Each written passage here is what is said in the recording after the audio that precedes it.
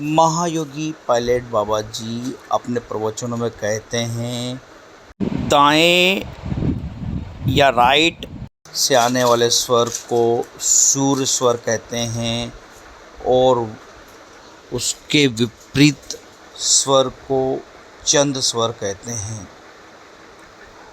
दोनों की समता जहाँ पर होती है उसी को हठ योग कहते हैं और वही सुषुम्ना की जागृति है। नाभि से उठकर नासिका के अग्रभाग से बाहर की ओर 12 अंगुल प्राणवायु बाहर जाता है और फिर पुनः लौटकर नाभि में प्राणवायु आता है। इस प्रकार प्राणवायु की स्वाभाविक गति है। प्राणायाम के बल से योगी प्राणवायु की गति को एक एक 2-2 अंगुल क्रमशः घटाते जब 12 अंगुल बाहर की गति बंद हो जाए और केवल नासिका के भीतर ही दोनों स्वर सम होकर सुषुम्ना से जिस अवस्था में प्राण चले उस अवस्था का नाम हठ कहते हैं। प्राण निरोध के द्वारा मन का निरोध हठ योग है। बाबा जी यहाँ पर समझाते हैं कि यदि प्राण के निरोध के द्वारा हम मन का निरोध कर लेते हैं, मन को वश में कर लेते हैं, तो उसे हठ योग कहते हैं। और जब मन के निरोध के द्वारा, मन के संयम के द्वारा प्राण का निरोध हम कर लेते हैं, तब उसे राजयोग कहते हैं। बाबा जी आगे बाबा जी संक्षेप में आसन के बारे में बताते हैं कि सब वस्तुओं में उदासीनता ही आसन है। सारा जगत मिथ्या है, यह निश्चय करना ही प्राणायाम है। चित्त का तत्व में निश्चयात्मकता धारणा है, अर्थात चित्त का अपने तत्व में लगे रहना ही धारणा है। और मैं ब्रह्म हूँ, इस चिंतन का नाम ही ध्यान है। जब ध्यान की अच्छी तरह विस्मृति हो जाती है, अर्थात केवल संस्कार शेष रह जाते हैं, उस अवस्था को समाधि कहते हैं। सब कुछ ब्रह्म ही है। इस ज्ञान के द्वारा इंद्रियों का संयम ही यम है। इस यम का बार बार अभ्यास करना इस प्रकार की अहम ब्रह्मास्मि वृत्ति का समायोग, प्रवाह और विजाति वृत्तियों का तिरस्कार ही नियम है। आगे बाबा जी बताते हैं कि अनात्मा का चिंतन न करना ही त्याग है। बाबा जी यहाँ बताते हैं कि अनात्मा वस्तुतः है नहीं, इस बात का निश्चय करना ही मौन है। ब्रह्मादि सर्वभूतों की जिसमें क्षण भर में कल्पना होती है, ऐसा अखंड आनंद अद्वितीय ब्रह्म ही अभ्यास के योग्य काल है। अभ्यासी को देश काल की भ्रांति को त्याग करना चाहिए। आगे बाबा जी आसनों के बारे में बताते हैं कि यद्यपि आसन 84 लाख हैं, लेकिन उसमें से 84 आसन प्रधान हैं, मुख्य हैं। इन आसनों में से भी 4 सिद्ध आसन हैं और 4 सिद्ध आसनों में से भी सिद्धासन मुख्य आसन हैं। बाबा जी आगे बताते हैं कि संपूर्ण विषयों में आत्मदृष्टि करने से जो चित्त का संतोष और भ्रांति होती है, वही प्रत्याहार है। आगे बाबा जी बताते हैं कि जहाँ जहाँ मन जाए वहाँ वहाँ ब्रह्म दर्शन करना यही उत्तम धारणा है। अन्य विषय शून्य है। जो ब्रह्मवृत्ति है उसकी एकांतता को बनाए रखना वही ध्यान है। बाबा जी आगे लिखते हैं कि भक्ति उपासना का प्राण है एवं योग उपासना का शरीर है। जिस तरह से बिना प्राण के शरीर नहीं रह सकता, उसी प्रकार बिना भक्ति के उपासना हो ही नहीं सकती। जिन जिन क्रियाओं के अवलंबन से परमात्मा के निकट होने में जीव को सहायता मिलती है, उन्हें ही उपासना कहा है। बाबा जी आगे पद्मासन का महत्व बताते हैं कि इसको लगाने से निद्रा एवं आलस्य दूर हो जाता है। पद्मासन के प्रभाव से कुंडलिनी चैतन्य हो जाती है एवं दिव्य ज्ञान प्राप्त होता है। पद्मासन लगाकर दांत के जड़ में जीभ की नोक जमाने से सब प्रकार की बीमारियां दूर होती हैं। आगे बाबा जी लिखते हैं कि योग विहीन ज्ञान कैसे मोक्ष देने वाला हो सकता है। आगे बाबा जी वास्तविक ज्ञान बताते हैं कि बाहर की ओर से मुँह किए हुए मन, बुद्धि और इंद्रियों की सब बाहरी विषयों से हटाकर अर्थात निर्वृत्त करके अंतर्मुखी करते हुए केवल सर्वव्यापी परमात्मा में मिलन का नाम ही वास्तविक ज्ञान है।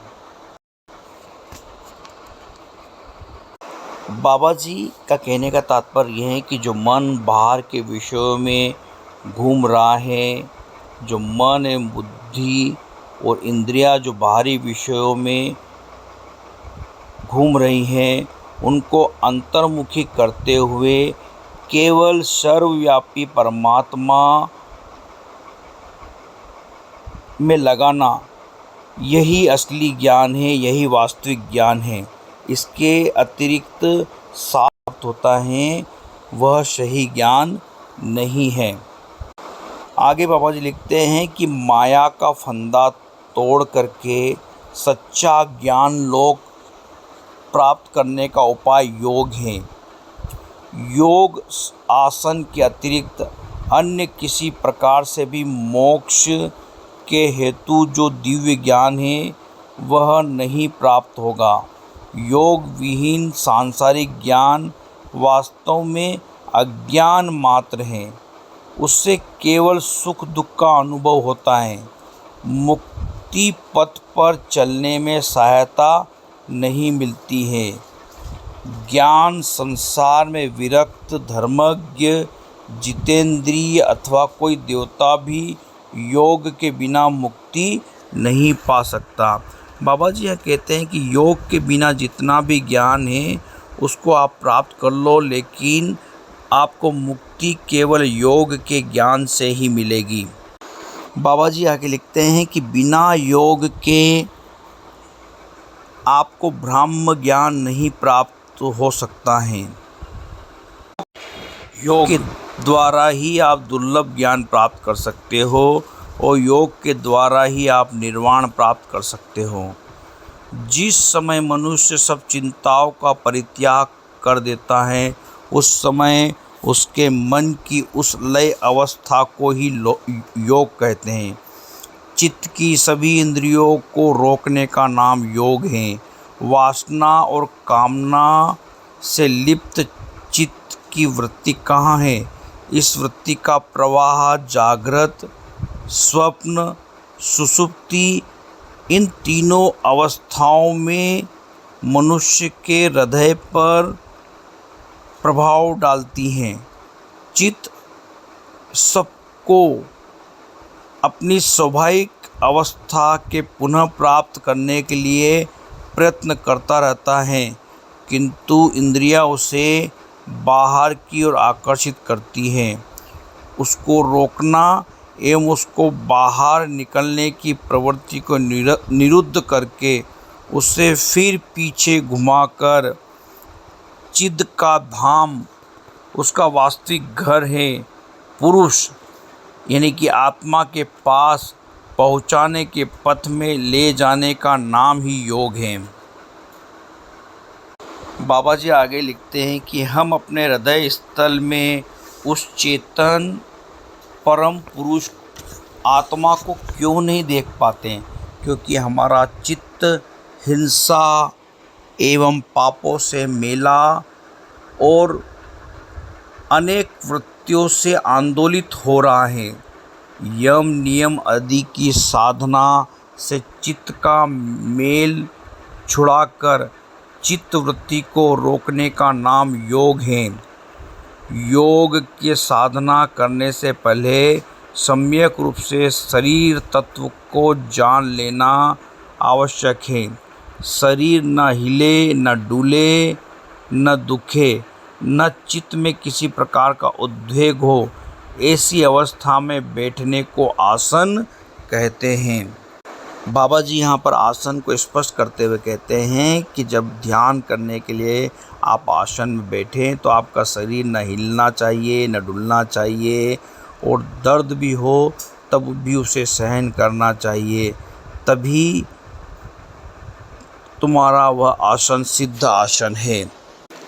आगे बाबा जी आसनों का महत्व बताते हैं कि आसन करने से यह लाभ होता है कि शरीर स्वस्थ रहता है तथा धीरे धीरे मूल कुंडलिनी जागृत होकर के दिव्य ज्ञान प्राप्त हो जाता है। आसन के अभ्यास करने से सब प्रकार के द्वंद्व छूट जाते हैं, अर्थात शीत ग्रीष्म, क्षुधा तृष्णा, राग देश और राग द्वेष की प्रवृत्ति भी मिट जाती हैं। ये आसन सिद्धि होने पर जो लाभ मिलते हैं उनका वर्णन बाबा जी यहाँ पर कर रहे हैं।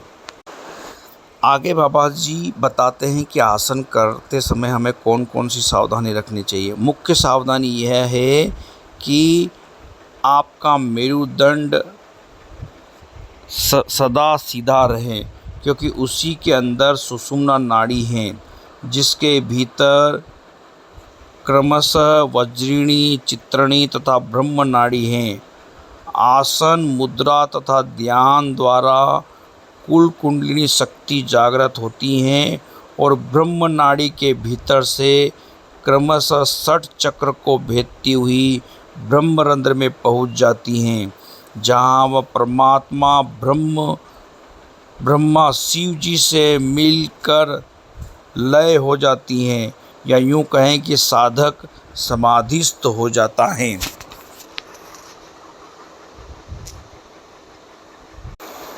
आगे बाबा जी बताते हैं कि जीभ से वायु को आकर्षित करना चाहिए, अर्थात दोनों होंठ सिकोड़कर बाहर की वायु को धीरे धीरे खींचना चाहिए।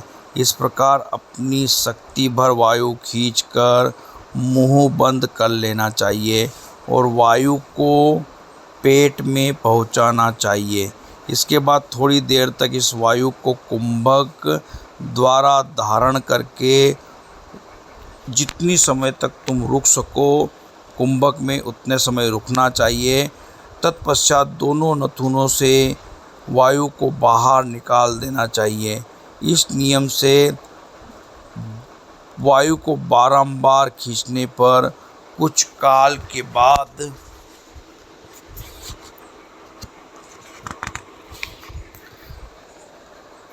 योगी का रक्त स्वच्छ हो जाएगा एवं शरीर कामदेव के समान तेज बन जाएगा। आगे बाबा जी बताते हैं कि भीतरी कुंभक करने पर अजीर्ण और कफ पित्त आदि रोग नहीं पैदा होंगे। चर्म रोग आदि बीमारियों से मुक्ति मिलती है। बाबा जी इस क्रिया के बारे में कहते हैं कि रोज रात दिन में कम से कम 3 से 4 बार 5-7 मिनट हर बार स्थिर भाव में बैठकर इस तरह मुंह से वायु खींचनी चाहिए और नाखूनों से बाहर निकालनी चाहिए। जितना अधिक आप इसका अभ्यास करेंगे उतना अधिक लाभ होगा। पाचन शक्ति में लाभ होगा। खाया हुआ चीज़ यदि बिल्कुल हजम नहीं होता है तो इस क्रिया को ठीक विधि से करें तो थोड़े दिन बाद उस शरीर का समुचित शोधन होकर पाचन शक्ति बढ़ जाएगी और अंतरकोष्ठ भी स्वच्छ हो जाएंगे। आत्म ज्योति दर्शन की यह एक विधि है। सूर्य देव की ओर दृष्टि डालकर इस विधि को करना चाहिए। इस प्रवचन में, इस पुस्तक में बाबा जी ने योग के व्यवहारिक पक्ष को समझाया है, लेकिन इस व्यवहारिक पक्ष को हम प्रैक्टिकली योगियों के बीच में बैठ कर के ही सीख सकते हैं। अतः बाबा जी के सन्यासी शिष्यों की उपस्थिति में इस योग विद्या को सीखिए, इसका खूब से खूब प्रयास कीजिए। जय महायोगी पायलट बाबा जी की। ओम नमः शिवाय, ओम नमः शिवाय। इस वीडियो के बनाने में कोई त्रुटि हो तो उसके लिए मैं क्षमा प्रार्थी हूँ। ओम नमः शिवाय। जय महायोगी पायलट बाबा जी की।